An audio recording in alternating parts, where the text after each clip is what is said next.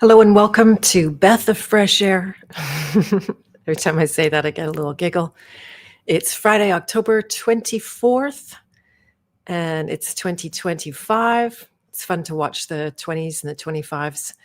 I don't follow numerology much at all, but I still have fun with numbers. I wonder if sometimes people notice. And hello, Michelle. Glad you're excited to be here. So great. I'm glad you find this a good topic. Yeah, it's a big one. Wow. It's been really flooding, not just now, but preparing for this. That's the case. So, yeah. Let's see. We are live on Facebook and YouTube and X and Rumble and even Vigilante TV, thanks to my assistant, Kristen, or Christine, how she says her name. So this is very cool. Episode number 3. I love being in those numbers, the baby numbers, where it's the whole future is ahead of us. I think there's on the King Heroes G channel, there are maybe 320 or so. I kind of lost count to that. I never did count the King Heroes Journey podcasts, but I'm going to count these just for fun. I sent an email this morning at 10:24 a.m. and it's the 10th month and the 24th the day. So yeah, I play with numbers just for fun. I don't know what they mean exactly. I know there's some people are very big in numerology. I didn't ever quite get the whole thing of that or really want to. JJ Hempcrete Bear is here. Hello, nice to see you. You're excited for you and QCB. What's QCB? Darn, I'm not good at those acronyms, or what do you call them? Something? I don't know. But yeah, feel free to let me know what that is. And today we are going to be talking about belonging. And that word belong is incredibly charged. And there's a whole lot to unpack there.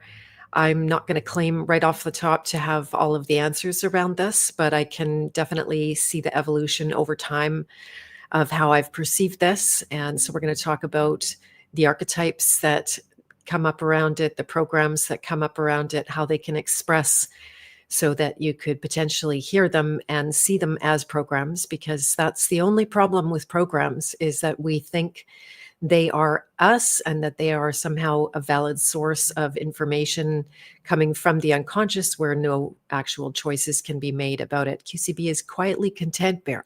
Very good. Thank you. Yeah, totally not knowing that. So, and on the plain earth. Nice. That's beautiful. Yeah, so we all have our people, and they are chosen for some conscious reasons and oftentimes for unconscious reasons. So let's see if we want to get right into it now. I did think of another kind of angle here.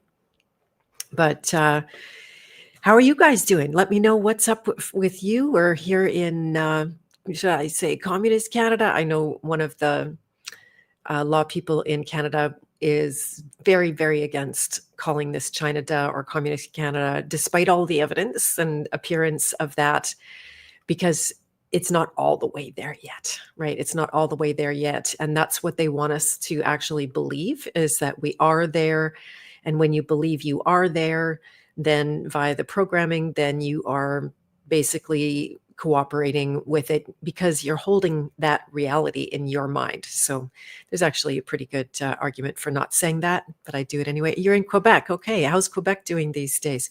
Talked to a woman in Montreal the other day, and I am good. I am good. I feel like there's been a lot of movement in the last while. And I know you guys, if you haven't heard episode 1 of the Beth of Fresh Air, then you could go back and hear what I have been through. It's been kind of a journey, still nurturing this digit over here that's deciding, negotiating. Do I really, what am I going to do with all of this? I think it's slowly healing. I have a new remedy that I got from Dr. Garrett, and I'm mixing up 3 things. One is MSG, because it's a nutrient, with niacin, which is also a nutrient for, cell growth and cell detox and all of that kind of thing.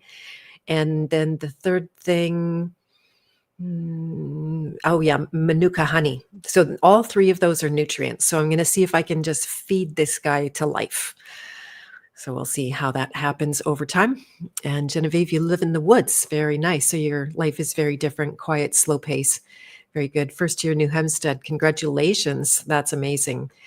Yeah, so many people had that dream, and it's actually very related to today's topic because when I consider getting a homestead and going out, and maybe my son and his girlfriend would join me if I made it good for them, and maybe they wouldn't because they have other goals and aspirations and the desire to actually be around people, right? So that's the thing. I don't know how you find it, Genevieve, but living on a homestead can be isolating, where you're off in the middle of nowhere and your nearest neighbor is 2 kilometers or 5 kilometers away. And just one of the experiences of having nearly cut off my finger in the middle of the night and being on my own when that happened was like a big, like, whoa, for me. That if there's no one in the zone and you can't get assistance, and what happens then? And then you have to start calling 911, and then you throw yourself into the hands of the system. And that's a very prickly place. So, yeah, you don't need more people than what you have. It's 35 minutes to get to a store. Right, right. Well, good for you and good on you.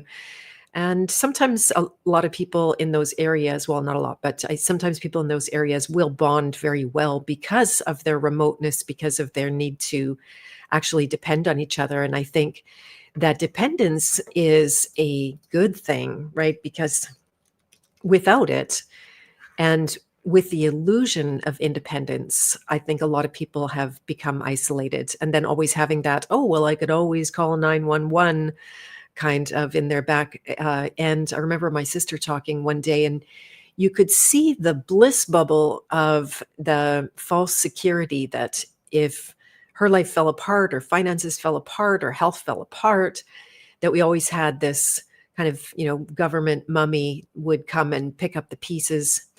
It's like that. Say if your parents are still alive, you might not know that you have a part of your brain that is dedicated towards this kind of false security. It's like, oh, well, as long as they exist, then if I fall down, they'll be there for me. And when both of my parents died within less than 2 years of each other, and I became orphaned, me and my sisters became orphaned, so to speak. It was a really big moment to go like, wow, first of all, we're the elders, and now we're the ones that the younger generation is going to be turning to, and we don't necessarily have that. So that was, a big confrontation. I remember when my aunt called us orphans, and it was just like, oh, did you just put a knife in my heart or what? So welcome, everyone. Glad you could make it today. It's nice to do this on a Friday and have this be the kind of sweet end to the week. My podcasts are incredibly satisfying for me. I wonder if I couldn't get by in life without this kind of interaction and exchange that I find so incredibly fulfilling. If you didn't catch it yesterday, I hosted Danny Katz and Ben Balderson for a discussion on unmangling the masculine and feminine. I do highly, highly recommend it because it was just a beautiful experience, a beautiful exchange where not everybody agreed about everything by any means, but there was no conflict. There was no problem. There was no sense of like, oh, well, if you feel like that, then get away from me, or the need to dominate them or somehow fix them or change their opinion. There was like literally none of that. I've had Ben on many, many times, and I don't agree with him about everything at all. I don't. I really love some of them. You listened to it twice, Genevieve. Beautiful. Oh, Jenny, welcome. So glad you're here. It's funny. I was just thinking about you and your family.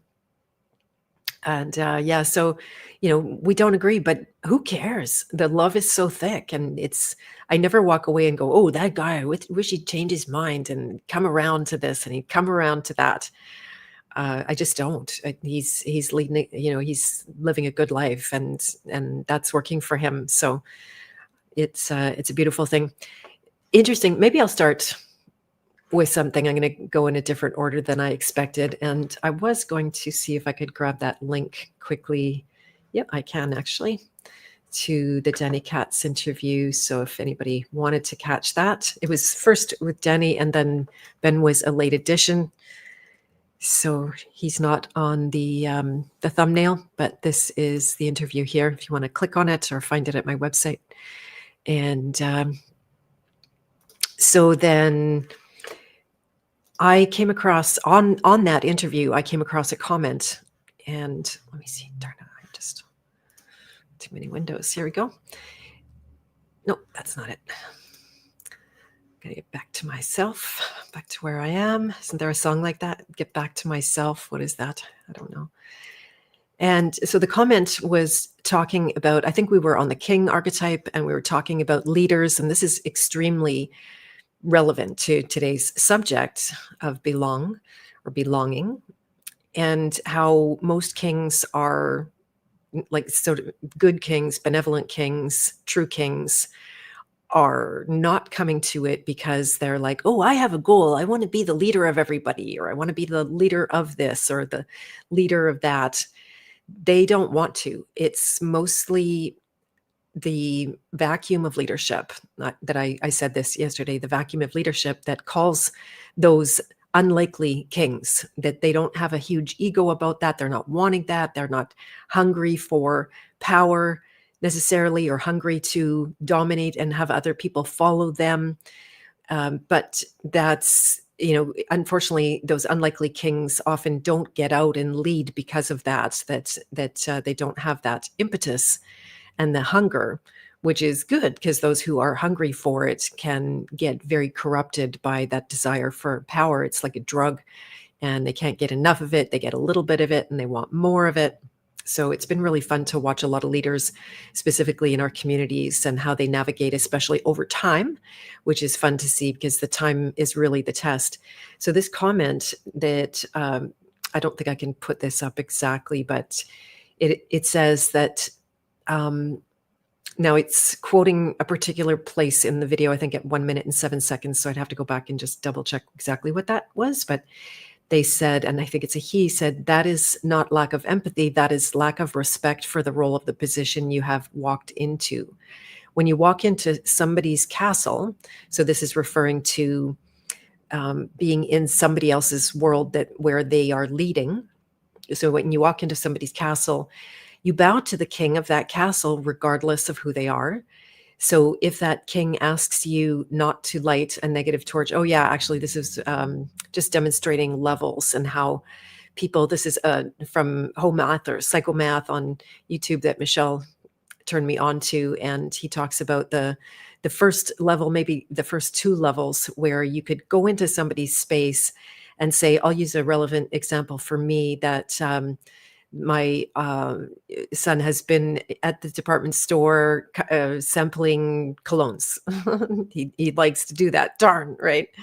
And he actually has empathy, but say if he didn't, he might come in and would go like, oh, darn, I'm allergic to you. And you just, not only are you covered in all of those chemical awful things that disrupt hormones and make me feel sick, but now I am also covered in that. Could you please, just respect that this is a kind of allergy for me?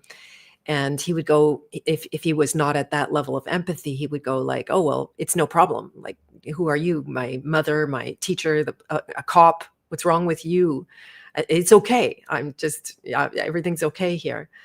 And so the quote continues, or the comment continued. So if that king asked you not to do that negativity in his domain, you don't do that, right? And that's just called respect. That's a level that not everybody is at. So it's kind of a baseline when it comes to, at least for me, where am I going to put myself and in whose kingdom? We talked about how that I won't end up in most people's kingdom not for that reason that I'm going to go with disrespect. But anyway, I'm complicating too many thoughts at one time. So, and Yeah, so he's talking about this other it's a better example. Someone comes in and they're smoking and they don't have the sense that you don't like smoke and that it's in their house, in their kingdom. And so it's yeah, it's just called respect. And so he's saying that was his parents' responsibility to have taught him how to respect someone else's authority. You have no authority in someone else's castle is the basic. Yeah. So if you're willing to assume responsibility for creating the kingdom, then that is a nice thing to be in. I was just speaking with someone, and I've seen people bump up against that situation where they come into someone else's world and they try to influence the leader. So they try to maybe give them more information, or they try to challenge them, or worse, they try to take them down, or at least be able to get into some healthy debate, and maybe they're going to bring this person more around to some new information that you want them to see. Well, this is all registered as disrespect, actually, and it can be registered as a waste of time, and it can be annoying. Why? Because that leader already has a strong trajectory, a paradigm that at least they are satisfied with, and maybe people are there because of that. And then when you come in and you try to, I've had people in my world where they come and they try to poke holes in me or my work, or find my weaknesses, or, again, just challenge me in some basic paradigms around my work and that kind of thing. And it's okay. And I'll be polite to a point, but it will get old very fast. So, what it means to me, if you're in that world, it means to me that, like, here's the thing that I would recommend when people say came into my group online and they started trying to take over and dominate and challenge the leadership there, then I would often privately, entertain it for a little while, wait till, that it seems like it's kind of getting out of hand, or just being outright disrespectful. And then I'll privately suggest to them, hey, why don't you create your own group and use my group to invite people over there that want to follow you and want to listen to what you have to say, and this kind of thing, as a quiet way to say. And that is kind of the remedy. So if you find yourself in a lot of other people's groups and you've got a lot of that energy of wanting to change and contribute and challenge and all of that kind of thing, it probably means that you are the unlikely leader.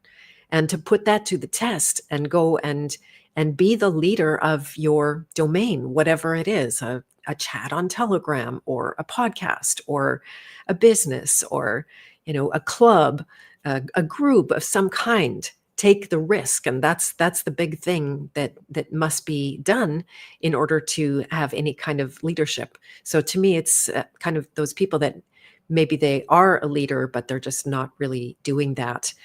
And then the easier thing is to go and try to poke holes in other people's situations. There's actually coming up Monday in the House of Free Will, we are doing a new roundtable in law, uh, a subject that continues to be causing a lot of confusion for people. I see things recycling now, where old stuff that's been debunked is surfacing again, like Kevin Annett and that Paraclete Edward Robin guy. So we're going to spend some time with a video of his, which is actually quite elderly right now, but it's circulating as a possible remedy for the digital ID thing, maybe in Canada. And hello, Maya. Nice to see you. I'm glad you're here.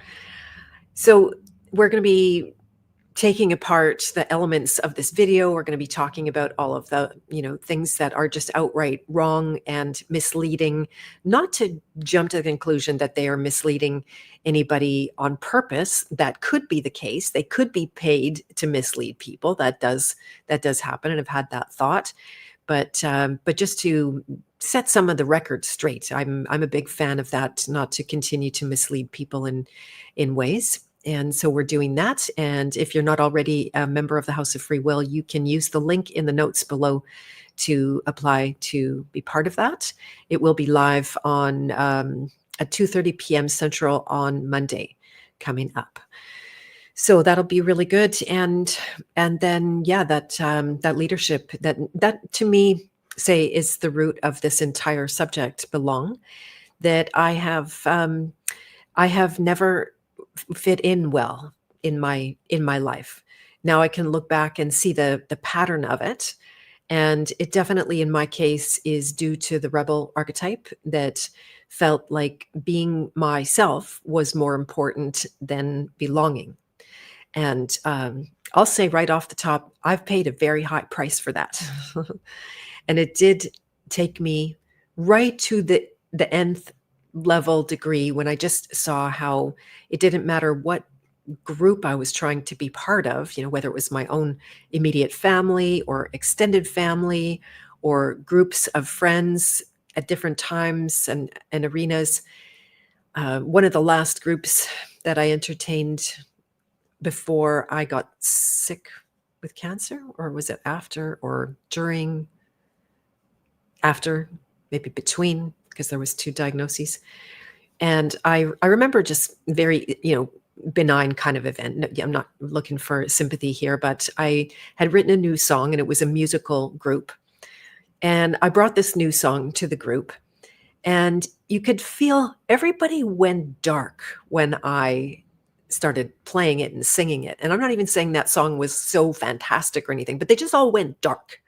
And the energy, like, there was this heaviness, and I could just feel it. It was intense. And then after, there was this, like, kind of, oh yeah, whatever, look away, next, like, just no ability whatsoever to say, oh, that's coming along, or interesting, or just like, what are you trying to do there, or that, that was pretty but it doesn't work, or whatever, like, just some kind of open, authentic response of some kind. It wasn't there. And I could feel this hand or foot pushing on the top of my head, pushing me down. And this kind of, who does she think she is, that she's just gonna go write a song and bring it and show it, and that this, was like, who does she think she is? And I just went like, oh my good God, it's right. That's so difficult. What's the harm here in just being open and listening and appreciating? That's one of the things I got from my India days. By the way, they were medal winning appreciators. That was part of their paradigm. That world had a lot of problems. That guru had a lot of problems, but they had the ability to just appreciate somebody and find something to appreciate and to be open to and welcoming and encouraging, all of those kind of things. But this world that I was in at the time just didn't have that. So it was pretty easy to just cut bait and go, yeah, those aren't my people. They're not for me. They're not encouraging me. They're not going to be there were other accomplishments that I made. I was starting to kind of come out and take leadership in my own way, and they didn't like it. So that I didn't belong there at all. And that just kept on pushing me to do my own thing and create a place where I think there was a time where I had a tagline that you couldn't be kicked out of my world. Now, that's not 100% true. There are people that I've had to remove from groups or something like that because of intense disrespect or whatever. But that's one of the things. So when I was stung with not being able to belong in other people's worlds, then I created a world where people could belong. So that sometimes that's a happy way to use adversity. And Michelle said, belonging is wonderful when it's fitting in with the right group, but it can be sheer hell when it's trying to belong and fit in with the wrong groups. You're okay with not belonging when it comes at a steep cost. Yeah, so that's wisdom, exactly. And quietly content bear, you're watching, can't log into YouTube, but wanted to say hi. Oh, very nice. Hello, quietly content bear. Yeah, sometimes YouTube is a difficult one to negotiate with. It always thinks I'm trying to log into my canceled account, and it says, oh no, lady, no, back off. You're not, you don't belong here anymore. You're not welcome. Your channel did not qualify to be on this platform, which I find really interesting because so many people got their channels back, like big channels, the Corbett Report and who's Dan Dix in Canada, and like, but my little channel, where I just talk about things that are relatively benign compared to them. I just thought, wow, that's so weird. I didn't belong, but I came back and I just had humility about it and I created a new account. So here I am. Very good. So, one of the roots also that it goes back to, if you go back even further, and this is a childhood experience that no doubt people have had, you can tell me if that's the case or not, is that um, little kids are punished with not belonging in the family unit. So, say they're sitting around the breakfast table, and I have a particular scene in mind. I was sitting having pancakes with my sister and her little kids and my young son at the time. And one of the guys was acting out and wouldn't listen. So my sister sent him to the corner. You go sit in the corner in a little chair that he had to just sit there and look at the wall, time out, kind of a situation. And people don't realize that, like, first, the adult knows that you're not killing that child, you're not shunning that child, you're not threatening that child's life. But guess what? That child is registering that all of those things are happening. They don't have a developed consciousness enough to know that time is, that this 5 minutes time out is not an eternity. They have no idea about that. They have no way to, watch patterns throughout life. Maybe they'll learn as they get older that, oh yeah, that timeout never really did kill me. But the little ones don't have the capacity to understand and rationalize. So that's to me a really tragic thing, when there's no empathy for the developmental level of a child, and putting that kid in the corner or making them cry it out alone in a bedroom or wherever is actually devastating at the level of the soul of that child and will create deep insecurities. So don't beat yourself up if you parented that way. I never would say these things to bring up any that kind of remorse. We all ruined our children somehow. It's inevitable. But that is definitely the seed of the separation that can take place. The same with the threatening to abandon. I remember one time, just this image stuck with me. It was we were in the country, maybe at a farmer's market, and there was some, could have been Mennonite people, and a very big, strong men. You can see these, like, they're tall and they're built, and he had a little guy in tow. Well, the little guy obviously hadn't been towing the party line or doing what he should have done, or he was himself hungry, tired, upset, right? Like, the basics. It's always the basics with those little guys. And the dad walked away from this little one, and my brain went, oh, bad and wrong, right? So then the little guy is forced to pick up the pace, so they don't, what they're experiencing is that I'm going to die, I'm being abandoned, and I will have no one to help me live or care for me. So that little guy, he runs after his dad, but he can't go as fast as his dad because his dad's huge and with big long legs, who's already, like, in a state, and he's making tracks. And I just had so much pain for this little guy that couldn't understand. Now I'm 100% confident that that child wasn't physically harmed or abandoned or anything like that. But at the psychic and the soul level, that's a devastation right there, and that will leave wounds. You will have a lifetime of things to deal with if that was a modus operandi. I think many of us were. I can't even count how many times I can remember those, hikes where we weren't keeping up, or we didn't want to go at their pace or whatever. And it's like, come along or we'll leave you in the forest, or come along or we'll leave you at the hospital, or whatever it is, wherever you are. And yeah, so it's that's, again, just the seeds where things come from. And so this creates an ongoing sense of tribe. And it was Carolyn Miss in one of her books, which I might remember, but offhand I don't. And she would talk about the different levels of What was it?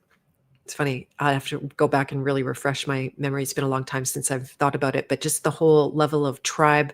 She would, oh yeah, it was the chakras. And so if you're into chakras or not into chakras, there's the 8, or some people might say 9. And the first root chakra I became extremely familiar with, because this was a little bit of a clue into, when I was sick with cancer, what the roots of that might have been.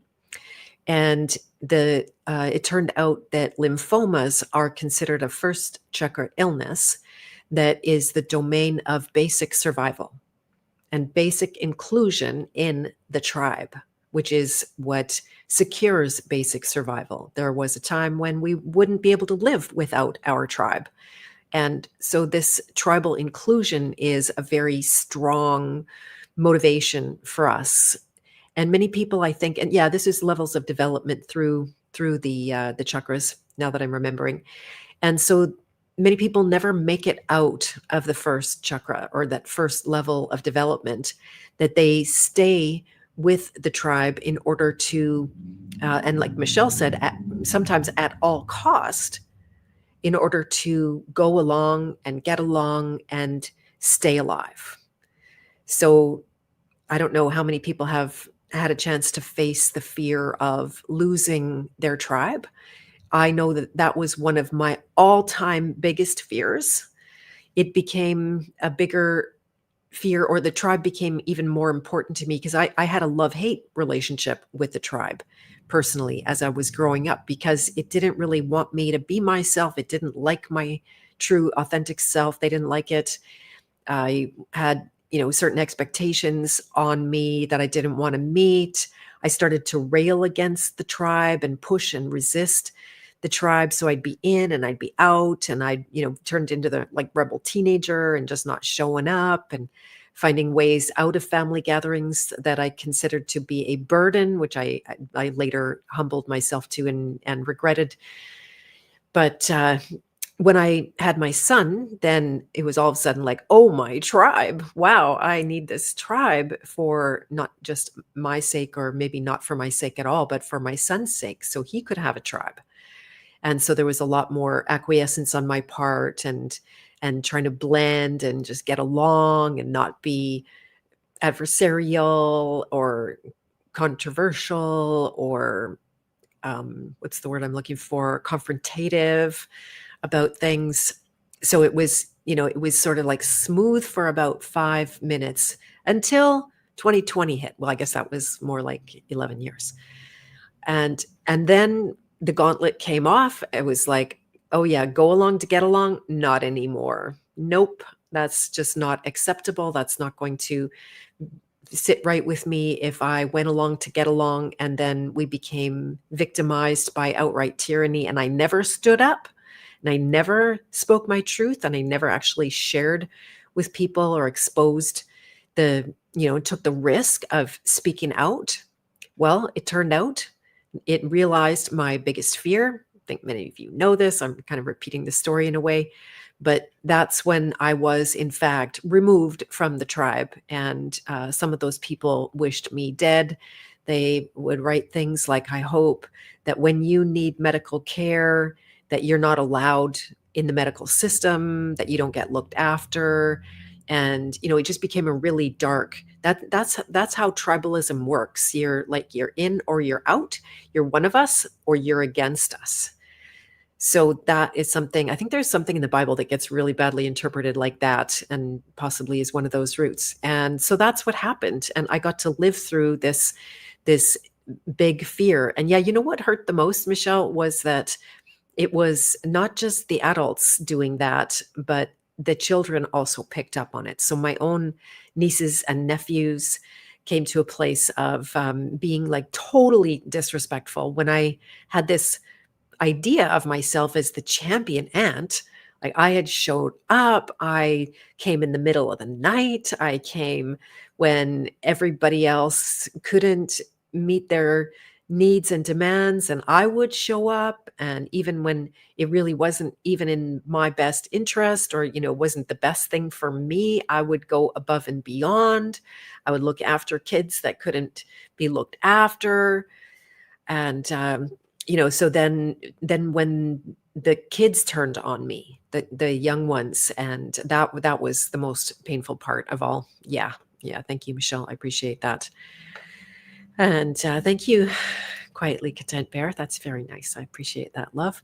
And thank you for that, Michelle, as well. So not just to gain sympathy for it by any means. I do appreciate the warmth here that is invaluable to me, but just to demonstrate this, how we interact with the tribe, how we interact with the demands of what does belong mean in this tribe. What do we have to agree to? What do we have to, zip our lips about?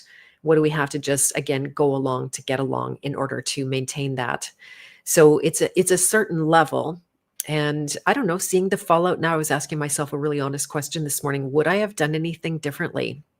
I don't know. I don't know. I maybe possibly, and again, for the sake of my son, tried to be more graceful, or I don't know. Some people lie.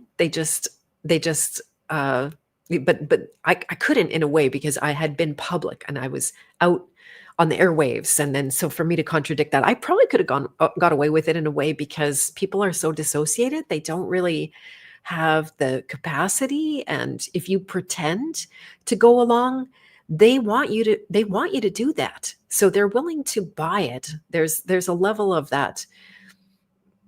I don't know exactly what that mechanism is, but like when they don't want to believe the real thing, the truth of it, of who you are, and then you portray something fake, they want that. I don't know if you guys have ever experienced anything like that, but so I probably could have faked my way through it and had less of a fallout and still had some family along the way. Maybe.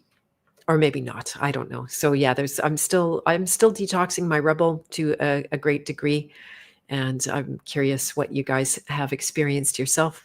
Michelle said a very wise person asked you, is it possible to change the past? And the honest answer was no.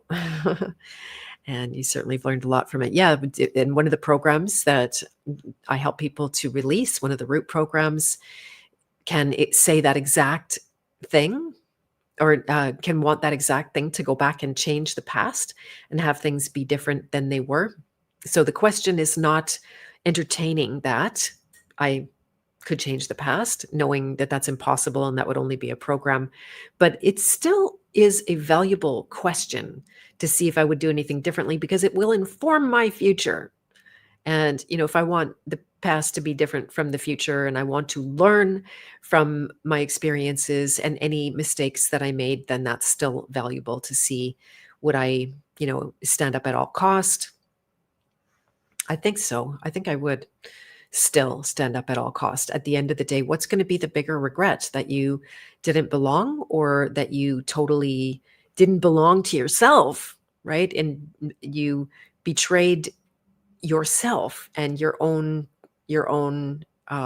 purpose, your own authentic nature. I think that's a bigger cost, possibly.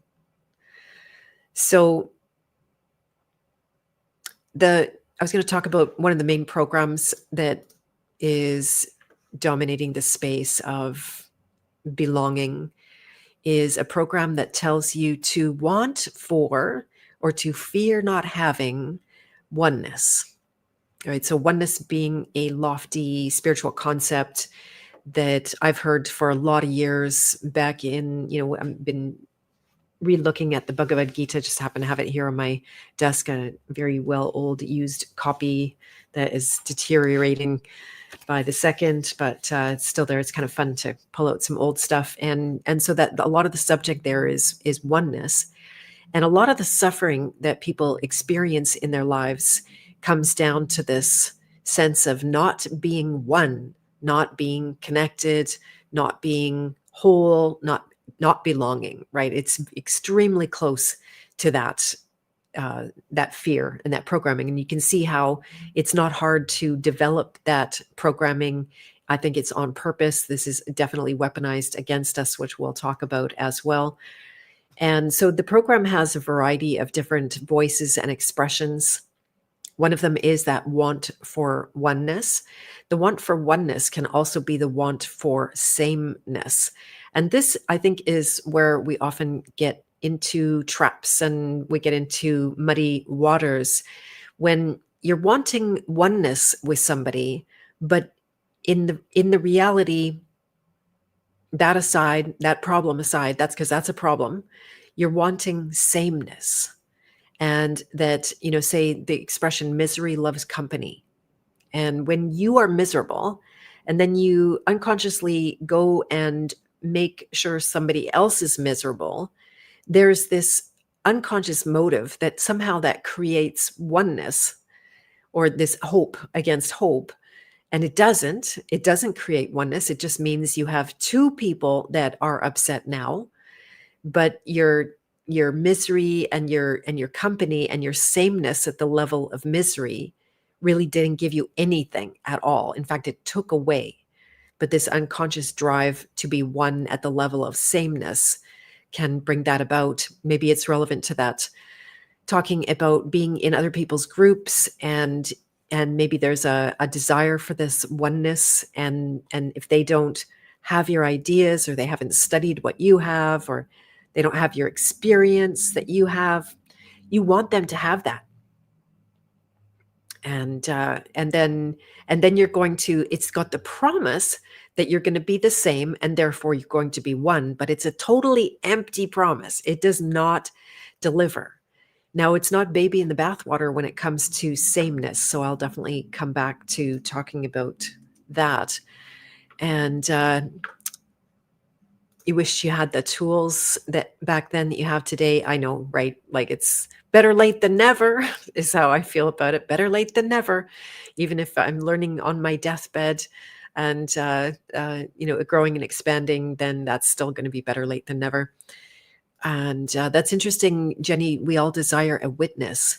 Yeah, in fact, that could be described as a need, that we need that. Because without a witness, then we often can't see ourselves. And this is, can you get a witness? This is the reason that, I don't know, we are social animals. We're not meant to be on our own.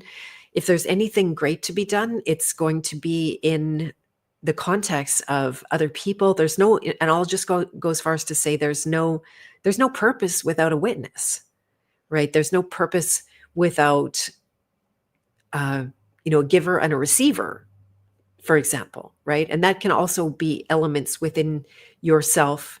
And I think people need to also, take time on their own and be able to look within and see. But there's something very powerful about looking in the mirror of someone else, especially if you understand that you are looking in the mirror and doing it for that reason and seeking witness, which we often don't have any conscious thought of.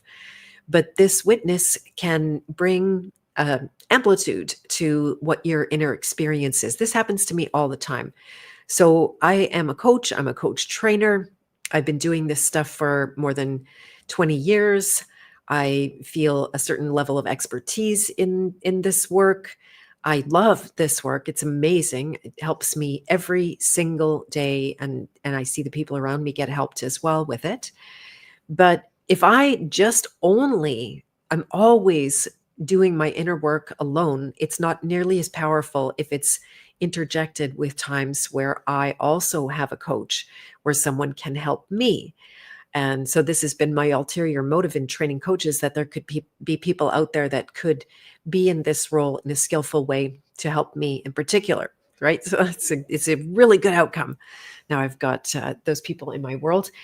And when they bring witness to the situation, right, they're not commenting on it. They're not giving me advice. They're not trying to manage me. They're not trying to make me feel better, which is one of those common things when people witness. They can't just witness. They can't just be there in their presence and their full awareness for some reason. It doesn't, right? I don't know, some reason. I can think of many, many reasons. We're not comfortable being around, especially somebody who is suffering. And this is a training. to be able to manage what comes up in you when you're somebody, with somebody who's suffering at a small scale with, say, minor frustrations, or at a grand scale with huge losses. We're not trained for that. It gets awkward, it gets weird. There's all of this like squirmy stuff. People want to get out of the situation. When you're down, people often turn away because they just can't manage their own inner life. So if you train yourself to be a skillful witness, and I'm all for this, I think that this is an enormous service that we can be to each other. Then when that person looks in that mirror of the witness, they see more of themselves. When you see more of yourself, then you have that ability to make better decisions about what you're seeing. If you don't see it, then it becomes, or then it is foggy and vague and not, there's no precision in it. There's no ability to just go in and do the deed to make the new choice about something so you could be free. So yeah, witness is absolutely huge. It's a major part of the belonging, and sometimes why we suffer belonging in the wrong situations, because seems like it's better than nothing. And so yeah, back to the program of wanting oneness. It can also be the wanting wholeness. And another one that's surprising is wanting to be separate. So I think that's kind of what happened for me when I couldn't really get a sense of belonging for who I am, that I turned to the opposite of wanting to be separate rather than wanting to be one with the tribe. But guess what? They're two sides of the same coin. It's exactly the same. If you study at the level of the signature vibration, which I know is kind of lingo or jargon for the inside of my world, but nonetheless, these programs, they have certain vibrations, they have certain, you could call it architecture in your system, the way we build them, the voices that they have, how they speak through you. And so one of the voices is this wanting to be separate. I just thought of a good example of that. If you guys are familiar with Gabor Mate, he's a Canadian writer, and he co-authored Hold On to Your Kids, which is a very good book and really super good advice actually for any young parents out there. I do actually recommend this Hold On to Your Kids method. It's super, super good. And so he talks about when he was an infant, and I believe I might get the countries wrong where he comes from, but he was in a war-torn country. The world was at war, or the country was at war, and they were being bombed and everything. And he, as a young child, had to be taken from his mother in order to be safe with an auntie or something, or someone else. So he got separated from his mother. And when they were reunited, he rejected his mother. And I think this is very common. It's also extremely tragic, terrible. It kind of points to that first moment in life where they scoop up the baby and they take them off and weigh them and poke them and, create that first level of separation from the mother. And then they're breaking bonds. They right away cause that child to go into this programming. It's not the end of the world. It happened to like everybody one way or another. So again, this is never reason for being hard on yourself or having any guilt or anything like that, which can be released and healed. So this wanting oneness very easily flips into the want to be separate when you can't get that oneness, which you can never get with the program. That's the tricky thing about programs. They don't give you what they promise, because why? Their core energy impetus that they're moving from is fear and lack. So as long as you're running a program that says fear and lack oneness, or even fear and lack separation, and want that, then you are basically in a loop.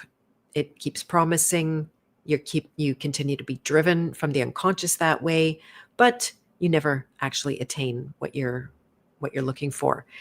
And the programs are destined to fail One of the reasons is, and I won't go super deep into all of the programming because there's a lot to talk about there, but for the wanting oneness, it is a lie, the program, when you're wanting oneness. Because why? Can you guys guess? Right? Do we need to want oneness? Is that something that actually gets either created or destroyed?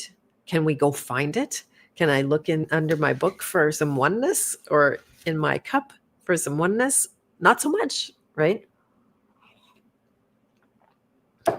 That's kind of a bad example, but anyway, so the punchline here being that oneness is, it's a kind of law of connection, that everything is connected, everyone is connected. It doesn't matter how much you want to be separate, you can't. That program will drive you to continue to make efforts like that, but it doesn't happen. And it's the same, whether it's wanting separation or wanting oneness, you never do get it from the program. Why? Because it's a law. It already is there. So that lie just doesn't bring you any closer to there. It just obscures the reality that is.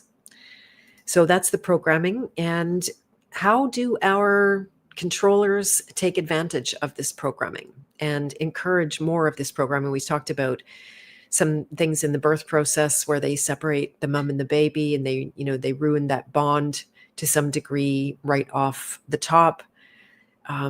We saw a lot of this in COVID. Definitely chime in the chat if you guys have any ideas how they hold this against us. It's endless. Now we're getting to the next level with digital IDs coming forward. And we in the times where they were trying to force us to inject ourselves, and then what was the price to be paid for not injecting? Was to be excluded. Could be excluded from something kind of benign like a restaurant, or it could be excluded from something much more heinous like a job that was your living. It could be the exclusion from a family and family gatherings and dinners and closeness and events and that kind of thing that I experienced. And they fuel fears. Exactly. Michelle said, I totally relate to wanting separateness when it comes to the public world stage where others struggle with defining what a man and a woman is. Don't want to belong to that idiocracy. Yeah, exactly. So yeah, there's a high price to pay, and it's possible that will become higher and higher. Isn't that one of the tenets of the whole Communist Manifesto? Is about including everybody, and everybody belongs, but that's how it's an inversion, and it's an upside downness, where in reality this everybody should be included. It doesn't matter if you're smart or dumb, or you create something or you create nothing, or you're just a vacuum of resources. So this is the rhetoric, these are the words. But the reality of it is you don't toe the party line. You don't like the politics. You don't like the leaders. You don't like the systems. Well, then you don't get to be included in society, right? And you'll pay a mighty price for that. Hello, Annie D. Nice to see you. I think I saw you somewhere on a live stream the other day and wanted to say hi. I just couldn't get to my phone. The biodigital convergence always nagging to do a face scan to log in. It's a no. Yeah.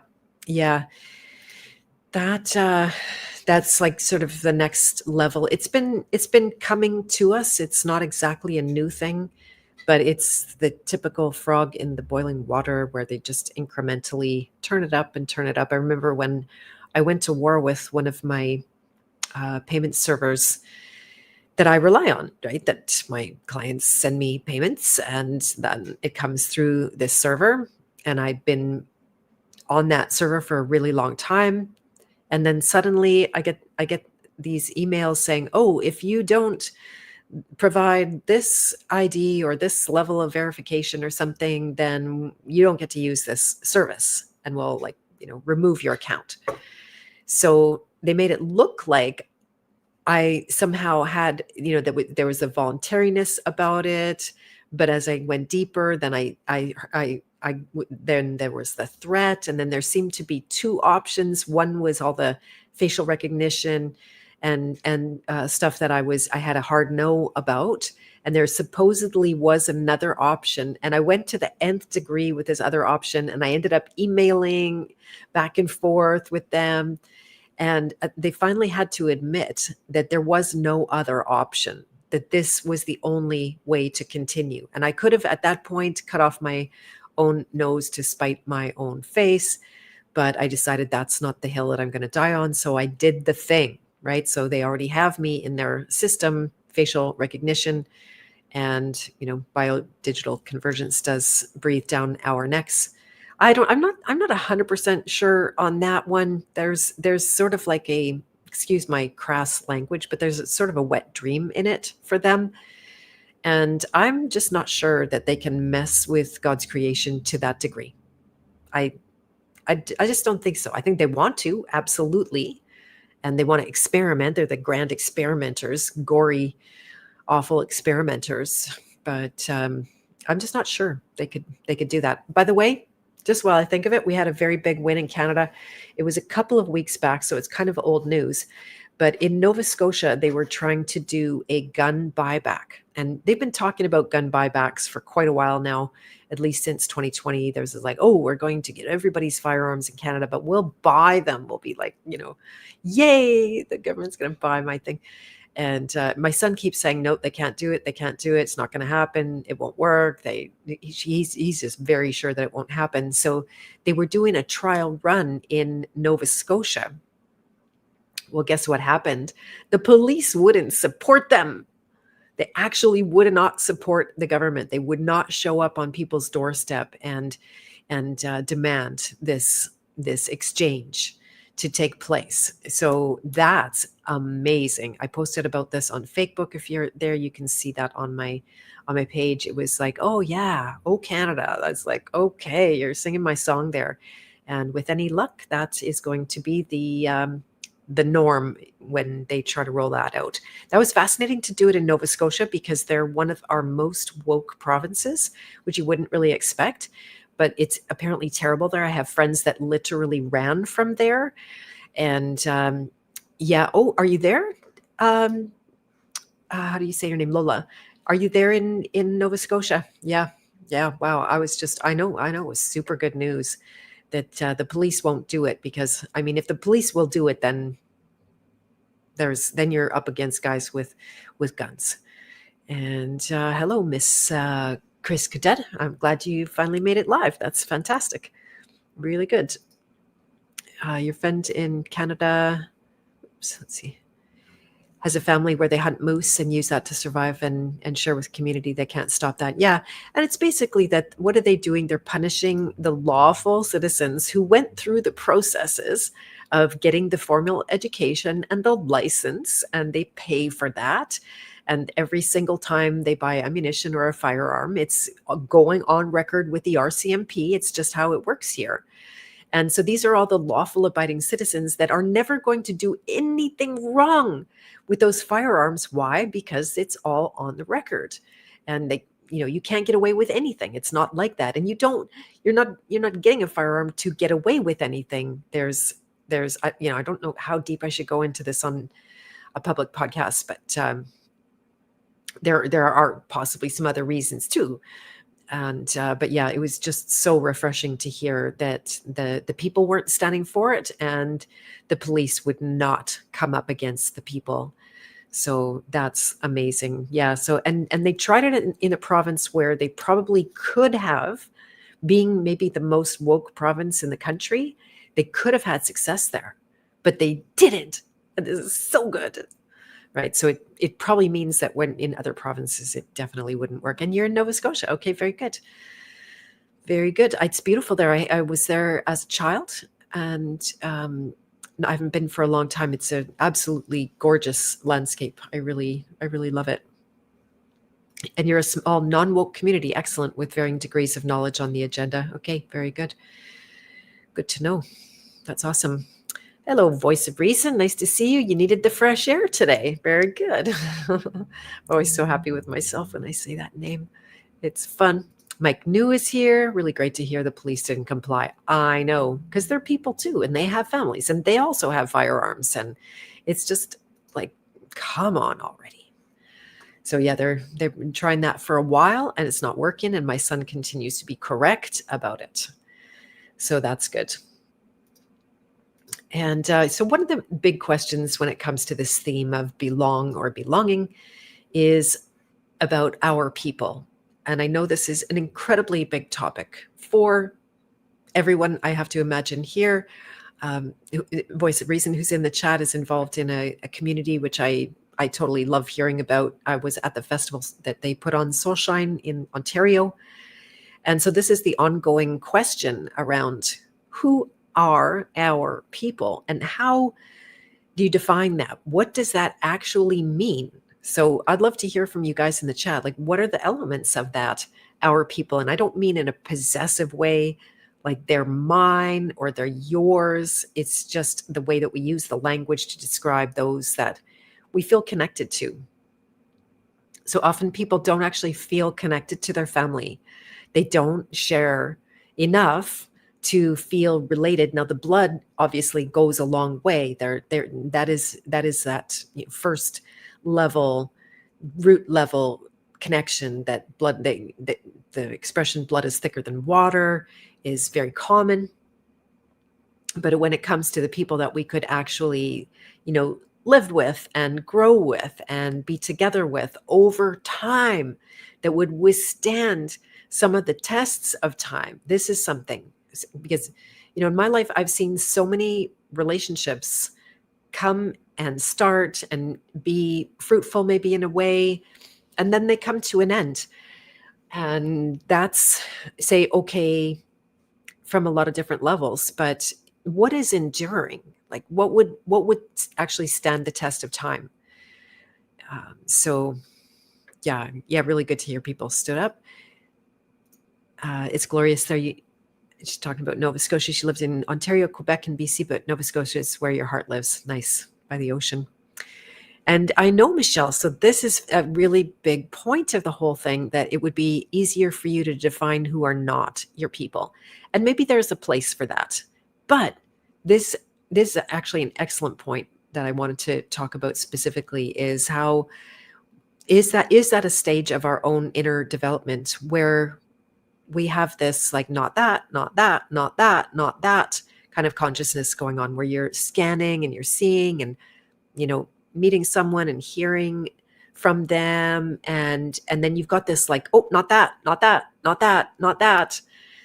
And these last years have really put a magnifying glass on that for me, as I've learned and as I've grown and tried to evolve, especially in certain areas of knowledge and trying to get down to the truth, and maybe law and health, for example, two very, very important subjects. And then I'll admit it, if someone comes along and they're, say, new to my groups, the King Hero Chat on Telegram or wherever, the House of Free Will, and then they start spouting things that I have already discovered to be untrue, that would in fact be misleading to others, where I feel a certain responsibility not to propagate or allow knowledge to go forward in that other people would be badly influenced by. And so I developed this mechanism of, like, not that, not that, not that, nope, nope, nope. And it got all mangled and confused by a born again wave that I had. You might have heard me talk about. And so that was a real relationship killer in so many ways, because my not that became much stronger. And that's one of the things that can be epidemic in those ways of thinking and those communities, is that they're all about the not that, not you, not you, not you, not you, not you, right? I got canceled by those people. They summed me up, and I didn't tick enough boxes, or I ticked all the wrong boxes for them, and they decided I did not belong. And therefore we could not be friends, and they could not be in the House of Free Will. And it required formal letters to describe why I don't fit in. And, and this is, say, I started to see this even in biblical terms, the whole, if you guys are familiar with like Pharisaical religion, which is the law of the letter, or the letter of the law, the letter of the law. That's it. Whereas, what's really true, maybe what Jesus brought, I'm just speaking from my own interpretation of all of this, which I can only do, is he brought the spirit of the law, not the letter of the law. And so it's really tricky. I don't know if Voice of Reason is still here, if you mind me using an example. Oh, I should turn that off. And so there's because they put, maybe I won't speak out of turn. I should actually ask first. Are you still there? Yeah. Can I talk about what you were hoping for to create in your community that you and I discussed personally? It's kind of vague. I hope you know what I'm talking about. The thing that my son chimed in about. And it was, it's kind of controversial, and it was hard for some people to take in, and it's highly nuanced. And I'll just wait a second to see. And you think so? Yes. Okay. Thank you so much. So I officially have permission. So Paul was thinking, because he brings his family to these events, and it's really awkward when the young children run into people that are all doped out or drunk or high as a kite, or just falling all over and partying and doing all that stuff that I was getting kind of normal, especially in my earlier life. And I still have a high tolerance for it, though I don't end up in those situations at all. Maybe I have no tolerance for it, actually, especially not booze. I don't put myself in those situations at all. And so he started to entertain the possibility, him and maybe others, that it could be nice to have a gathering where there was actually no intoxicants of any kind. And so that's so controversial. That's, say, if you're only talking to people from my generation, that would start to bring up the rebel and all of that. Like, oh, are you trying to control my freedom about what I imbibe in or I don't imbibe in? And you're trying to control my behavior, what I do or don't do. And then it all becomes this battle for control. So that's one way to interpret it. And I could see through that side of my lens. And then I actually took the question to my son and his friend who were over for dinner that night. And I said to them, what would you think of that? If a festival or an event was just like no drugs, no booze allowed, and it was just, everybody sober. And they're like, yes, that would be great, like this. And I'm like, oh, fancy, look at that. The next generation is smarter. And so, yeah, this is one of the nuances that come in, I guess, in that conversation about, does nicotine count? How about caffeine? What's the level of that intoxicant? Some people can have a drink and you don't even notice, right? It's not making them out of control. It doesn't make them slur their words. It doesn't make them, all of a sudden love somebody that they shouldn't be loving, or all of those things that we associated with, like, or one cup of coffee is going to, it does jack your adrenals and run some cortisol. And can you tell? Sometimes I can tell. You say my son, if he had I might say, did you have a coffee today? And he's like blah, blah, blah, blah, blah, talking high speed, and he can't tell me enough stuff fast enough. And I said that once. He was a little offended by it, but yeah. So where would you draw the line on the mind altering substances? And then there's also ways, now just talking this side of the question, there's also ways to affect your sobriety that don't involve drugs at all. So dancing is a way to create a lot of endorphins in the body, loud music, the trance-like effect of a regular rhythm and beat that every musician knows. That's how you capture people's attention.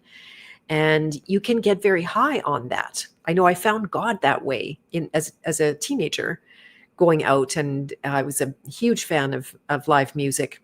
And it wasn't necessarily about going to get plastered or anything like that. I was high on the music and the movement, and that, it's a high. It's a definite high. So does this count? This is where all these nuances come in, and but it's obviously different. It's obviously a different kind of situation. Here's another way that people get drunk is through religious, what would you call it, ferviosity, or um, have you ever been in an evangelical church situation and all of a sudden you're like crying and screaming, or maybe you didn't scream. I would often just cry. And I think there was one rolling on the floor event where there's a bunch of people rolling on the floor and everybody's got their hands laying out. And I remember leaving that event and going like, oh, just like total hangover for that in sobriety, where I think a lot of people get hooked in with that spiritual drunkenness and getting drunk on the Holy Spirit kind of thing. So that's one element of it. And since Paul's here, he says, I think the line depends on the level of spiritual maturity within the group to some extent. More concerned about mind altering substances, of course. So yeah, I'm just going deep on this one tiny little element of it. And yeah, the Holy Spirit is a good buzz. Yeah, exactly. And you can be drunk. And I use that word lightly. I mean that your discrimination will be off, that you won't be able to see through it. And that's one of the reasons that all of those mind altering things are, you lose faculty, you lose discrimination, you lose the ability to see. Because if you have all of these beautiful endorphins coursing through your body to the point that it's moving you to tears and hijacking your emotions, then you're not going to see for real. That's how people get into cults and end up stuck in a variety of weird religious situations. But we're definitely, yeah, Paul, I definitely get you're not talking about that at all. Let's see if I missed anything here. Lola says she has a big mouth, can't seem to hold her tongue when you hear blatant nonsense being depicted as truth. Right. I think that's good. And you can learn diplomacy and ways of communicating that things can be said, and the timing of things that can be said. Maybe they can't be said for a while, but all of a sudden there's an opening. That happened to me today where I want to say something for a long time, but all of a sudden there's a nice, graceful opening, and what I wanted to say was heard. So yeah, truth always has a perfect kind of time. And you're told you're more confrontational than most, but Michelle, she said, I see it more as a problem-solving strategy, not looking for violent conflicts, only calling out nonsensical info. Yeah, there's a limit. I do it less and less. And here's one of the things, back to the leadership idea also, is that when you create your own space, then you can make the standard. Sorry for the siren that's coming by. You can make the standard that here's how things go in this world. You can do that. You can be the ruler. You can dominate the space. You can make rules for the space. You can make boundaries and a container. That's a very masculine thing to do. And it's a very necessary thing to do so that the feminine can come into that space and have a kind of container to grow and create in, right? Those are two necessary ingredients. You can't have one properly without the other. So yeah, if it's your world and you get to say how it goes, then all the power to you. And by taking a stand like that might not be popular with, say, half the people that like to go to events and festivals, you're going to endear the other half that appreciates, and maybe they have the children, and maybe they are wanting to protect their young minds from the confusion of dealing with a bunch of people that are drunk and out of control and those kind of things. And so those people are going to come in closer to you, and you'll have a more established kind of rapport and relationship with them. And then other people might have to fall themselves away based on that. It's always the risk, and it's a good risk to take. So that's back to the king archetype and that whole leadership kind of thing. And Annie D, you cried your eyes off in a healing session today. Very, very good for you. That's awesome. It's amazing when that stuff comes up from the depths and can be seen and felt and released. So good for you. That's awesome. And the Holy Spirit gives us the peace that surpasses all understanding. Very nice. Yet no conflict necessary, but sometimes becomes confrontational. That's when you walk away. Yeah, it depends on the stakes. You really don't know until you're in that situation, in particular how to manage it. You can't make policies. This is one of my policies that I recommend people don't make policies. Why? Because you're always going to run into a situation in your life where it doesn't work. It's a guarantee. I think, in fact, you set up those scenarios where your policies won't work so that you could be humbled to every moment and take in every moment as a unique occurrence of some kind. That, yeah, sure, it might reveal patterns and not actually be that unique, but you can be present and to it. And that's what being present and authentic means, that you can take in that situation and act accordingly. And that situation is the only thing that's going to teach you to act accordingly. So if you have, and I taught this a lot with the nurturer archetype, because nurturers have a lot of policies as they go throughout their life. They get burned from being a good helper. And then they start making rules like, okay, rule number 1, no, like this, right? No. They learn to say no. Very low level nurturer management, by the way, possibly the lowest level.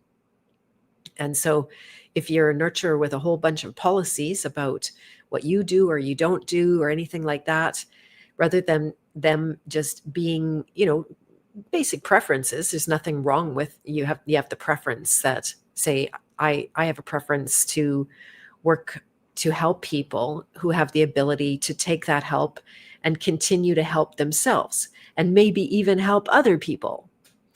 And that they don't fight with me and squabble with me and challenge me and try to take me down in the process, because that's a big waste of time. So I do have some preferences, but the policies, they just don't work, because at the time when you've got flesh and blood right in front of you and you have the potential to help somebody, you have to really be there present. There are times to go above and beyond. If I always lived by policies, then I wouldn't have shown up for my sisters and her kids in the middle of the night. I wouldn't have gone above and beyond to help my cousin when she was having a baby, when those times of life kind of call. So yeah, it's good to just have no policies, and that forces you to be present and use your faculties to decide how to be and what to do in that moment, which is much more difficult, but way more satisfying. So yeah, the Holy Spirit gives true peace. Used to be anxious and depressed all the time, but not anymore after being reborn. Amazing. Good for you. Yeah, you remember when no was a complete sentence, you learned that art. Yeah. Very good. I'm sort of a rebel. I always like to go deeper than that. And because it's not satisfying. If you just learn to say no, it's not satisfying. I know I had a very close family member that learned to say no, and it was not good for her. It really was not good for her at all. It wasn't good for her spirit. It really put everything down. But then people are going to think the alternative is to say yes all the time. That's not the truth either. It's just to have no rule of no or no rule of yes, and just decide every single time. So let's see what else. Yeah, our people. Wow, like that's a hard one. So to me, like the main thing, nobody's thrown out any ideas about this, but like, how do you decide what are the criteria of our people? To me, at the top of the list is going to be values. And how do you know somebody's values? Is, first of all, you can ask them. That would be a fun game if everyone who's tuning in with this week asks somebody what their values are. You'd be surprised how pleasant that is, because no one, first of all, is usually asking. Almost nobody asks anyone, especially if you already know them, what their values are. You might be surprised. You don't really know. They might have only been thinking about that for the first time because they're getting asked the question, or they have trained themselves, because it is part of a personal development kind of a world to look at your values. And it's valuable to look at your values. What do you see? for example, as important in life. For example, when I started to realize that my number one value was freedom, I already knew that. That's been sort of more or less my whole life. And I started to speak to that value, then all of a sudden, a lot more people could get me because I was speaking at the level of the values. And this became a very good, you could say, attractor or beacon out for the more right people, because me speaking to that value of freedom lets somebody know that, oh, yeah, I share that value that she shares. Maybe we're related. Maybe there is some basis for greater relationship. Now, this was weaponized against us because the freedom became a slogan, it became propaganda, it became married with all kinds of movements, it became paired up with, it's almost always people say they value freedom, but when it comes right down to it, they often value freedom from control, freedom from tyranny, freedom from digital ID, freedom from forced injections, freedom from coercion, all of those kind of things. And so for me, my value of freedom goes deeper than that. I agree with all of that. We shouldn't have to be forced, but the true freedom is deeper, and it's kind of like oneness, that you don't create this, you don't manufacture it, you're not in control of it. It's a source of everything, and it's non-negotiable, right? So this is not something that we create, therefore it's not something we lack, and it is the one thing you can want, which will be fruitful and not affirm the lack of it, but actually lead you towards it. So this is my highest value. So values are a really good thing to read in people to see, would you get along and belong with them or not? And, so that's one measure. What else, right? Like, what other kind of qualities help you see what are actually your people or not? Can be like, first of all, where are they? That helps a lot. Location. Now, here on the internet, we have completely defied location. And so people can be literally from anywhere, in any time zone, in any corner of the earth, as long as they have an internet connection. And we can be together and belong with each other in a beautiful way. And that's amazing. And I have a high regard for that and value for that. And I'm grateful for that. But say if it came down to all of a sudden the internet is gone to us, and those are beautiful qualities, Michelle: honesty, authenticity, and empathy. Very good values, which I love. And that is affirming that we're in a similar tribe kind of situation. And so what other criteria would be values, and then where they are? Things like, now this would also be down to values: love of nature, right, exactly, which seems to be a very common thing in our worlds in general. There's a really high value for nature and a love for nature. And that can go a little bit sideways because we think that everything natural is good and healthy, and that's not the truth, unfortunately. So that's also been kind of propagandized and ruined in some ways, but you know what you mean around that, and that's a very good thing. Nature's your favorite playground. That's a good expression of the child archetype, which has a very high value for nature. And because the thing that can be thought of, like if there's something natural and we love that, and something unnatural and we don't love that, or we actively have an aversion to that, then that's where we think that nature good, artificial bad. And there's a lot of truth in that, like so-called natural flavors, which are not natural at all. So they stole the word natural, and it's not natural. And all you have to do is have one taste of those stupid natural flavors to go like, ew, this is not natural. Some part of my brain is like, okay, is that a flavor or something, some kind of stimulation or something good or not? But yeah, but it's absolutely completely a total psyop to think that natural equals healthy. This is not right. And they've capitalized on that and twisted it like natural flavors. By the way, I'm kind of interested in doing a Beth of Fresh Air called Got Poisoned, kind of a part 3 of that theme that we were on before.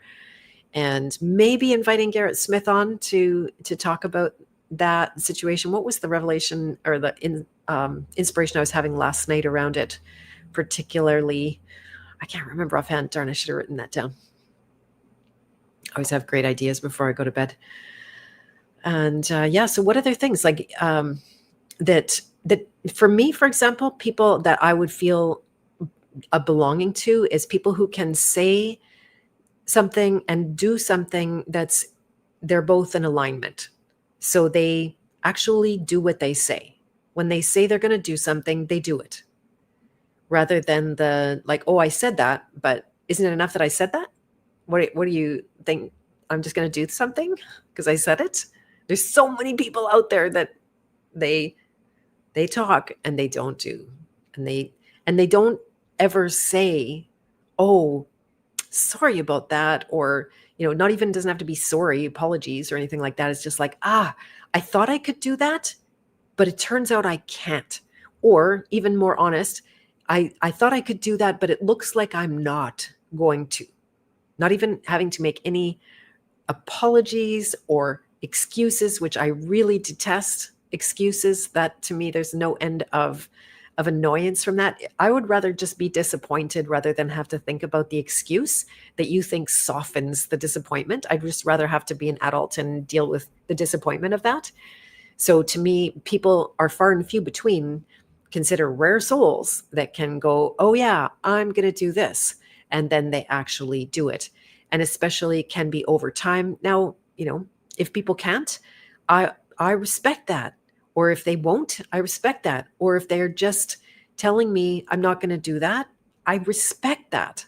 And I can be like that too. Things do change. Minds change. Circumstances change. And that's not a problem. But to have integrity around it, my people, if I call them my people or ones that I would want to belong with, would have this much more grown-up capacity to have the action and the words match up at some level. So I feel very fortunate. I do have a few handful of, I can count kind of one hand of local people that are like that, and they're more reliable. They're steadfast. When they say they're going to do a job, they do a job. They just do it. Take the bull by the horns, make it happen. This to me is pretty priceless inequality, but not as common. So yeah, that's another big quality about my people and what the criteria would be. And then I also had made myself a note here about tolerance. And so, where does tolerance have a place? And forgiveness and letting people be where they are at, which all sounds good when you just think about it and talk about it in the abstract. It all sounds good. Tolerance, forgiveness, being soft and flexible and understanding. I think this is one of the things that I have in my life always been very understanding. I don't try to make a big drama when someone has to back out of something or something changes, or so people have always been more comfortable telling me, oh, this won't work out, or this is not going to happen, or I'm breaking up with you, or whatever, because I've had a higher level of tolerance, and sometimes regretted it, because if I was maybe less tolerant, I could have been getting more of what I wanted or something like that. But I don't like to bind people. I don't like them to feel obligated or to be related to me out of obligation, because honestly, that doesn't go very far at all. That's not sustaining long term. And so, yeah, I think it's important to sit down and define for yourself what are the things that you're be willing to do. Say Curtis Stone, when he got his new relationship lined up, he did it by making a list of qualities. And on one side of the page, he had the things that he could negotiate about, maybe, qualities he wanted in a mate that were negotiable. And then on the other side, he had the list of non-negotiables, things that had to be in order for him to consider having a relationship with someone. And I wonder if this would actually be a really good exercise about community too, and just to see what you need, rather than to float in a unintentional or less intentional kind of a way through, and just like melt with people and take a long time to go, oh wow, this isn't a good match, but to just put that out in front. You made a list. Nice. For community or for a relationship? Yeah, probably for a relationship. And it worked for you. Excellent. That's really good. Yeah, I made a list too. And it was a little bit crazy because my list is really big. Super big. It's insanely big. And I remember my grandmother told me that I better marry that man I was with back then, because if I got any older, I wouldn't want to marry anyone. And that's why, because I think your intolerance might go up. And what goes up is your discrimination, your standards. Your standards can go up. But there's also the point of what's called punishing standards, and standards that come from programming, like the perfect program that says they must be perfect, or I'm going to kill them, or I talked about this relationship killer program yesterday called Not Enough, one of the composite programs, that honestly doesn't matter how much goodness there is or how much of a match there is, whether it's with community or a partner, that it's always through this filter of never enough, never enough, never enough. And so that's a one that you can definitely do a lot of work on in order to gain a healthy tolerance. And you have a good man. Good for you. I'm very excited for you. That's awesome. It's good to know they're still out there. My son got a good young woman, which I thought it might have been nearly impossible these days, but he found a good one. And Michelle, you're working on moving from a forever student into applying what you've learned by sharing it with others. Easier said than done. Working to overcome the fear of getting it wrong. Right. Yeah, back to that program that threatens you with that. I always say that you need to get it wrong. You need to get out and make mistakes. It's a sad reality, or it's maybe not a sad reality. But yeah. So that's one way to look at it, Lola, that you can't get it wrong. And the other way to look at it is you must get it wrong. You must get it wrong. Because why? That's how you take something from the theoretical forever student place into the actual real part of your life. That's how you make it real, is you make mistakes. The mistakes become the wisdom. And when you see that things didn't work, and then you have to ask yourself, why didn't it work?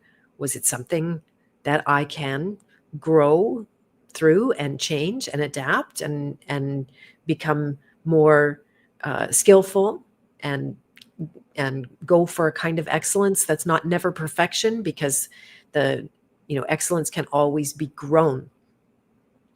So yeah, I'm a contrary, but that's good. You get that, Lola, and making mistakes is all it takes. You got it. So you can do that in spades. She said, so there's hope for you. Exactly. Yeah, that willingness to make mistakes, it's priceless. Now, you don't have to, I don't want to emphasize that you're trying to make mistakes. You're trying your best. You're doing your best and still prepared, to the best of your ability. Not sabotaging is what can happen when it's not taken seriously. But yeah, the eventuality of mistakes, that's how you learn, and that's how you learn fast. And that's why it's not getting it wrong. Exactly. When you come full circle to there's no wrong. Never a failure, always a lesson. You got it. And then you promise not to try not to make them. Yep. Very good. That's awesome. So here's another aspect of the theme of belong is dependence. And this is one that I think was absolutely psyoped and weaponized against us, weaponed against us, is our ability to depend on one another. That I think there likely would have been a time in history where this was not a subject, that independence was not valued and dependence was not looked down upon. Now there's nuances and there's a variety of different angles. So personally, I am a fan of independence. I think that's great. That makes me less at the mercy. Say, if I'm independent of government support, then I'm not at the mercy of them saying, oh, you can't have this support unless you this or that. And so that independence from that institution, just to that little degree that they don't support me, that feels good. That feels like I've got more autonomy, more freedom. By the way, we're going to be speaking of freedom and free will.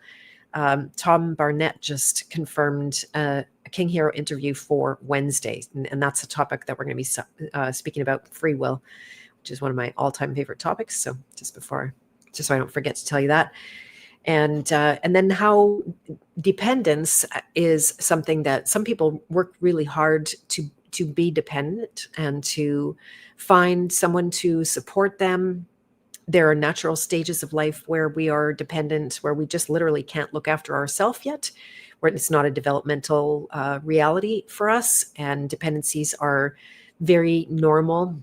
And this is where the psyop and the weaponization has been terrible, because I remember people telling me like, oh, don't let that baby nurse on demand. He's going to depend on you. And I'm like, he does depend on me. He's a little baby. He would die without me or some caregiver. He does depend on me. But they were doing it like, oh, I remember my sister insulted me. She said, you're his soother. You're his like little plastic thing that they put in babies' mouths. And it's just like, yeah, I am his soother. I hired myself for that job. I got pregnant on purpose so that I could have a child who felt like they could depend on me, and I'm dependent. I am dependable in that process. So that's where, again, babies being meant to trying to make babies independent. Oh, that just burns me like anything at all. Hello, anonymous guest and Jackie Kate. Nice to see you guys here. So that's pretty evil when they talk about that young babies and children should be independent. Now, they naturally gain and grow in their independence. That's true. They do naturally do that. And how do they do that more effectively is because they were allowed to depend, and they were shown reliable dependencies in a healthy way, that when they depended on their caregiver, that their caregiver showed up and did what they said and had integrity and didn't lie to them and all of this kind of stuff. And that's how they learned to become independent, because they had a solid foundation. And the opposite can be very true. When you try to force independence on a dependent, then it makes them a lifelong dependent. This I see in my own son, in the way that other people get raised. Maybe it's not 100% true, but this has been my experience anyway. So there is a time for dependence. And then, of course, when it comes to community, when it comes to living in a more, what might be a natural world, void of all of our conveniences that allow for these unnatural levels of independency, then you're going to have to contend with that element of, oh, they rely on me for this and that, and is that okay with me? And how do I navigate with that? Do I end up thinking that I'm so indispensable? This kind of can come back to the nurturer archetype as well, that I'm needed, they depend on me, therefore I have power over them. That's why some people actually will perpetuate dependencies, unhealthy dependencies, where they actually don't get their own power in play, because you keep on perpetuating a dependency. And that's pretty evil. That's definitely a shadow kind of a place to be. That's not a service to anybody. So Dr. Spock is evil. Yeah, in the 1980s, convincing mothers to neglect their kids. I know, what a freaking psyop, and the suffering, the endless amount of psychic damage that was done and is still being done to this day in the name of that. It's absolutely hideous. So, yeah. And I know, anonymous guest, you have a dream of people getting together. And what's another major aspect of that is getting along, and just basic, because have you noticed people can get along in the short term pretty good, and there's always a huge amount of generosity, and give it a lot of leeway, and not jumping on people or anything like that. But over time, and with comfort and with closeness, that often changes, where if there's some distance between you and someone, maybe you just consider them a friend, then it's like, oh, live and let live, be free, do as you do. And but if you're close to them, and maybe some interdependence starts to form, then you're going to possibly feel more um, desire to manage them, and to change them, and to wish them to be different than they are. And because you're going to internalize it, and all of the programming of whether it's wanting oneness or safety or love, it starts to interfere in that relationship, and you're not on your best behavior anymore. And anonymous guest has a plan to storm the castle. Yet there were times where I definitely had those kind of fantasies. I was just reading a quote about being in somebody else's castle and bowing to the king regardless of who they are. That's kind of interesting, a whole different way. And then what's the answer for that, anonymous guest? It would be just don't go in the castle. If you don't respect the king, don't go in the castle if you can. Now, it's not always possible. So thank you, JJ Hemcrete. I'm very, very pleased to have you guys here. This has been super fun for me. I'm enjoying this discussion a lot, especially the contributions from the chat. It makes it totally different. I could sit in front of a screen and just record, but it's not the same. I'm definitely here for the exchange aspect and learning to get along. That's something I pride myself in seeing around me, that there are grown-ups, people have enough maturity to be able to have discussions and not agree. They don't see things the same way. They don't have the same beliefs. They don't have the same experiences. They may have different findings in different ways, but they can still be amicable. They can be okay with that. It's not a threat to their own self-identity, or God knows what it's a threat to when someone isn't the same as you. Is it, again, back to that programming that is the secret hidden want for oneness that ends up being a want for sameness? And we think this is the criteria of getting along. And there's a certain truth in it, because that's why I always say this, that I do an application for the House of Free Will to see, is it possible, there's enough probability that we would get along, and that person would get along with the people around here. Why? Because there are some common values, which I ask about. There's a common purpose, enough, not all of it, not the whole, and I can't get to know anybody all in one application by any stretch of the imagination. Everybody is so deep inside themselves. There's no way you could get enough information from a few paragraphs. But so if you have a good starting place, and there's some, again, basic motives, basic values, a foundation for the possibility and probability of getting along, then to me, that's a very, very good thing. What the heck? And how boring if we were all the same. Exactly. And I often think about the immense variety in how each of our beings is created, and that is, in fact, the delight of the Creator, who it's no accident that there's almost infinite, or there is infinite variation in the creation. Like, we're only 5 elements: earth, air, fire, water, space. That's only 5 things going on here. But this incredible variety, to me, is staggering. How a leaf is a leaf, but you got all the leaves of different kinds of trees, but even the leaf on the same tree, you're not going to find two the same. It's still a leaf, still, it's the apple didn't turn into an orange, but it somehow has its own unique shape, its own unique expression. The fingerprints, wow, right? Like that's just a total wow that life had that all wired in there. And I think that's absolutely the delight of the creator. Anonymous guest is a nonconformist, and so are all your friends. Very good. I'm glad. So yeah, getting along is really important. I think that's the most important thing. Back to the witness we talked about earlier.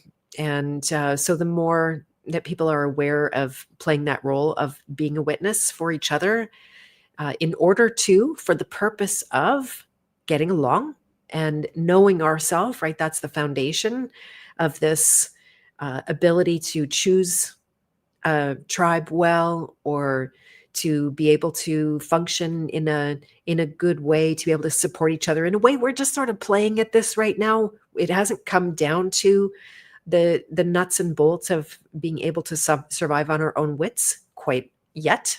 Is that going to happen sooner or later? We don't know, but preparing for it is good. And it's play is a first place to start. So I love this experiment of being with people and being in community and getting along. We do host a regular meeting in the House of Free Will every single Tuesday at 3 p.m. Central in the afternoon. I show up on a Zoom call, and whomever is there, we have a chance to talk. I do a weekly snippet video for some inspiration, some kind of focus, so that it's not just totally open-ended and amorphous. I do believe in giving some masculine container in order to create inside of that in a beautiful way. And so if anyone feels called, there has been people joining the House of Free Will again lately, and I would totally love that. You can grab a link in the notes below the video and the blog. And if I can grab a link quickly, I will do that too. I think it's not too far off. And there it is. This is not to be a snob. This is not to be exclusionist. But to me, it's just wisdom not to have to throw people into the deep end with those that they're not going to get along with. And why force something that would be unnatural, right? So, yeah. Tom Barnett is going to be on the King Heroes Journey coming up Wednesday evening, a bit of an odd time because he is not available in the other normal times. That's middle of his night. So I decided to be a bit flexible and do that at 7 p.m. And then the same week, I believe the next day, Thursday, Mike Wilkerson is coming on to talk about being a hacker, which I think is very interesting. I was kind of wondering if anonymous guests might be interested in that as well, because I don't know if you consider yourself that kind of a I don't know. He's smart in the tech department. He knows a lot more than anybody I know. And then I don't know if hacking is your subject or not, but I thought that would be really fun because Mike was in that role. And that's coming up on Wednesday, the 30th. Yeah, Mike Wilkerson. So it's a busy week next week. And I will also be here Friday for Beth of Fresh Air to recap all of that. And yeah, I think we're kind of getting to the end. You look forward to Tom. Yeah, that's gonna be good. I had the chance to meet him at an Acapulco this year with his new sweetie wife. I think they are married now or something for sure together. So he's a really good guy. I don't agree with him on everything. I'm kind of curious to see. I do believe he has a more sober version of the law in his mind, but still, we're gonna talk more the personal development side of things, and again, free will. Some people argue that there's no free will, and that just doesn't exist. So we're gonna go and do the deep dive into that. So the war on connection is real, and this quality of belonging is a really good one to study inside yourself and see where do you acquiesce to in order to belong, but at the cost, and where in fact are you the rebel sacrificing what would otherwise be natural belonging to programming. So This is in the spirit of people getting along and healthy interdependence and deprogramming so that we actually can navigate in a kind of sobriety. There's another level of in sobriety is programming, right? There's no drugs and alcohol involved, but people are absolutely drunk on those things. And that's what I'm a stand for, helping people to the other side of that. I am, if you don't know already, a coach in that arena. So if people are struggling, they're having challenges in their life, they're not getting past them either fast enough or not at all on their own, then I can be a good person to have on your team in that zone. I am creating a course coming up in January called Creator Code. This is about visioning and creating from a vision rather than from fear, which is something people don't necessarily see inside themselves. But if you're brave enough, you will find it and be able to create from a much more clear place, an honest place, and a productive place. So that is coming up. And I think that's all for now. So I love you guys. I hope you have a beautiful rest of your day. I am going to queue up my outro. We'll see. This will be my outro for a little while for Beth of Fresh Air. So much love to you guys. I'm really glad that you could make it. And Tom is great. Yeah, super good, amazing king hero kind of guy. So we shall see you next week. And I hope you have a beautiful rest of your day. Thank you very much. Let's see how this goes.